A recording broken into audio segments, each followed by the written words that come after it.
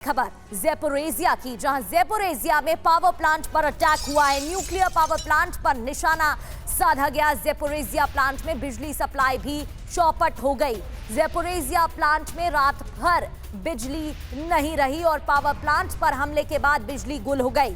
साफ है, Putin operation winter के तहत काम कर रहे हैं और रूसी सेना लगातार उसी के तहत टारगेट भी कर रही है। ज़ैपोरिज़िया के पावर प्लांट पर निशाना साधा गया।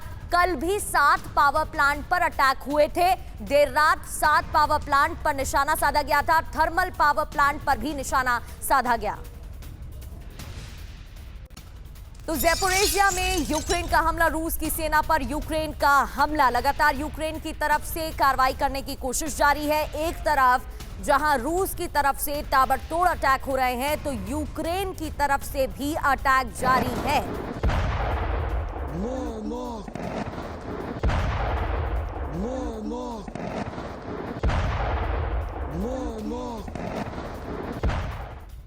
रूस की सेना पर भी यूक्रेन की तरफ से लगातार अटैक, लेकिन ज़ैपोरिज़िया पर क्या खतरा बढ़ गया है?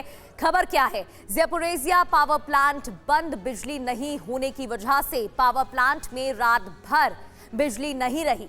प्लांट पर हमले के बाद बिजली बंद हो गई, बिजली प्रभावित हुई। इस हमले के बाद यह असर देखने को मिला। यूक्रेन का हमला ज़ैपोरिज़िया प्लांट के पास हुआ। रूस की सेना पर ड्रोन अटैक किए गए और प्लांट पर बड़े हमले का खतरा देखने को मिल रहा है। तो एक तरफ जहां स्ट्रैटेजिकली रूस हमले कर रहा है, वैसे ही यूक्रेन ने भी पावर प्लांट को निशाना बनाया और ज़ैपोरिज़िया में यहां पर अटैक किया। यूक्रेन आगे भी बड़ा हमला कर सकता है, ये आशंका जताई जा रही है। तो यूरोप में युद्ध का अगला फेज आरंभ हो सकता है, क्योंकि पुतिन ने क्रेमलिन में मीटिंग करके स्पेशल ऑपरेशन को ग्रीन सिग्नल दे दिया है।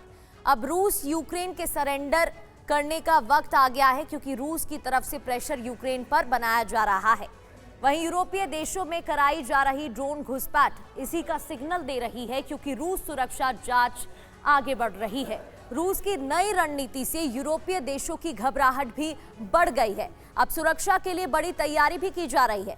रूस को कभी भी टारगेट किया जा सकता है। रिपोर्ट देखिए। यूरोपीय देश घबरा रहे हैं, क्योंकि तबाही का जलजला कभी भी आ सकता है।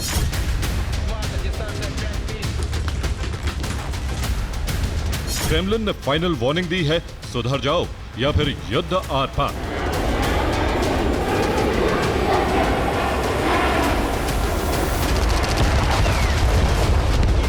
पुतिन ने भारत से लौटते ही क्रेमलिन में इमरजेंसी मीटिंग की, जिसमें सेना के टॉप रैंक कमांडर्स थे, साथ ही पुतिन की कैबिनेट के वरिष्ठ चेहरे भी थे। इमरजेंसी मीटिंग में फाइनल ब्लूप्रिंट तैयार किया गया।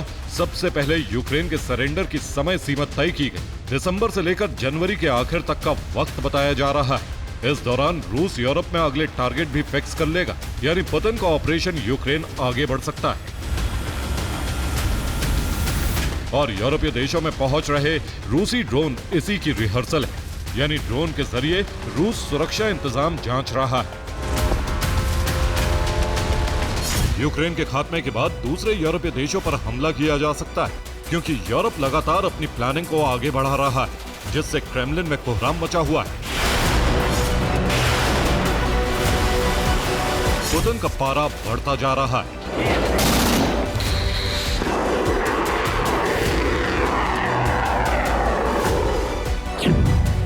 यूरोपीय देश हथियार सप्लाई बढ़ा रहे हैं। हथियारों का प्रोडक्शन भी तेज किया जा रहा है। इसके लिए रूस की सीज संपत्ति का इस्तेमाल किया जा रहा है। सीज संपत्ति की नीलामी से यूक्रेन की फंडिंग की जा रही है।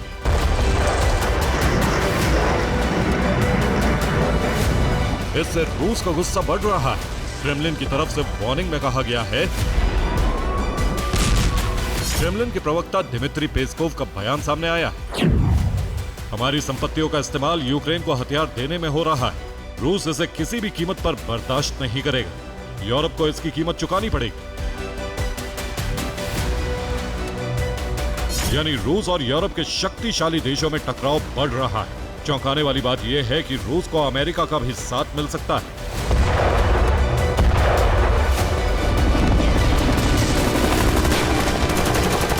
क्योंकि अमेरिका भी रूस की सीज संपत्तियों से यूक्रेन को बारूद सप्लाई के खिलाफ है। फिर भी नाटो देश नहीं मान रहे। ऐसे में ट्रंप यूरोप से दूरी बना सकते हैं और ऐसा हुआ तो बिना अमेरिका नाटो का अस्तित्व नहीं बचेगा, क्योंकि बिना अमेरिकी हथियारों के नाटो युद्ध नहीं लड़ पाएगा, क्योंकि अमेरिकी हथियारों पर निर्भरता थी।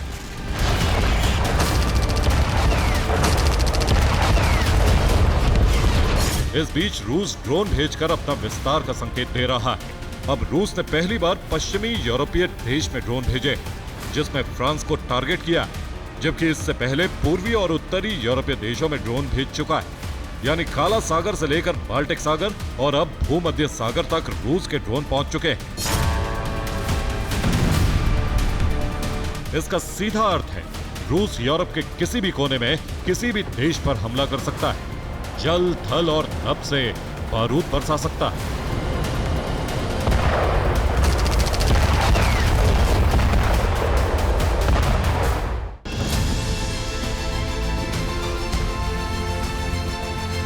फ्रांस तक रूसी ड्रोन का पहुंचना बड़े खतरे का संकेत है, क्योंकि यूरोप में ब्रिटेन के अलावा फ्रांस ही न्यूक्लियर पावर्ड देश है।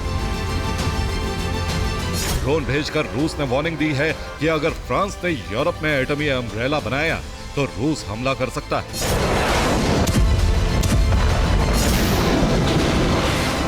और रूस के पास हमले के दो विकल्प हैं, जिसमें वो किसी भी यूरोपीय देश को दहला सकता है। पहला विकल्प है जिसमें रूस हाइब्रिड हमला कर सकता है, जबकि दूसरे विकल्प में एयर स्ट्राइक करा सकता है, क्योंकि रूस के पास लॉन्ग रेंज ड्रोन और मिसाइल की बड़ी खेप मौजूद है।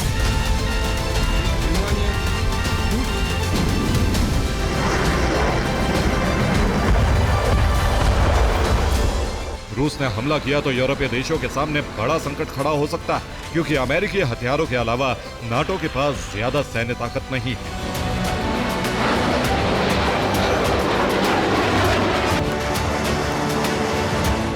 नए हथियार बनाने में काफी वक्त लगेगा, जबकि ट्रंप ने संकेत दिए हैं कि वो यूक्रेन को हथियार सप्लाई रोक देंगे। साथ ही 2027 तक नाटो के कई फ्रेमवर्क से बाहर हो सकते हैं।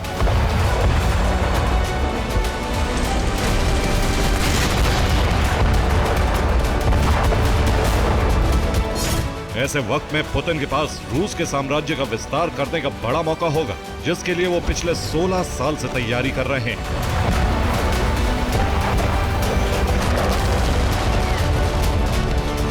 इस खतरे को देखते हुए यूरोपीय देश एकजुट होकर संयुक्त सेना बनाने पर विचार कर रहे हैं, जिसकी तैनाती रूस के पास वाले देशों में की जा सकती है।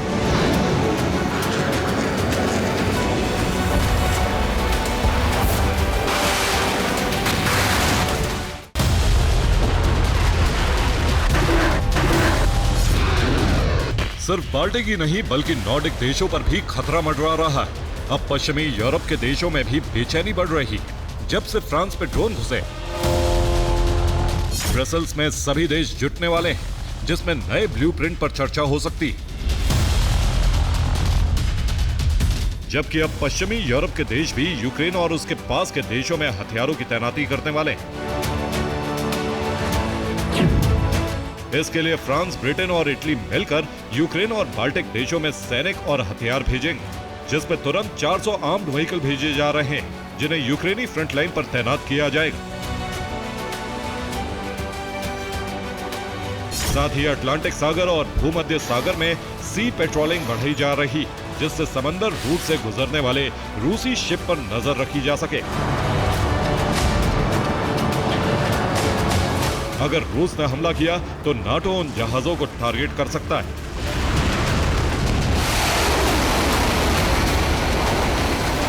ऐसा हुआ तो रूस नाटो में युद्ध आरंभ हो सकता है, जिसमें रूस भारी पड़ सकता है, क्योंकि नाटो की मदद से अमेरिका पीछे हट सकता है।